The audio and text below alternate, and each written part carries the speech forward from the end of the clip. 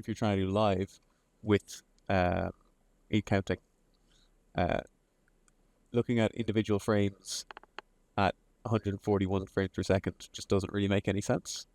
And so rather than doing that, what we really want to do is maybe sum 30 frames together. And so now we're going to be looking at, we're going to have like 5 frames per second.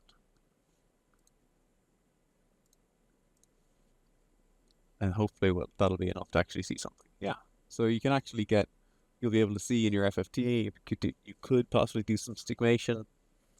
And if you increase that even a little bit further, you could do some navigation around the sample.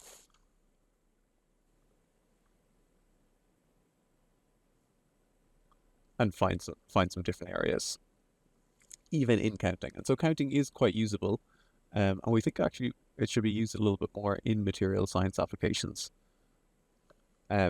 simply because you double your signal for the same dose, or you can half your dose. And so the same thing here, you would probably adjust your movie sub count. Yeah, so that's counting, that is motion correction, that's live and snap mode.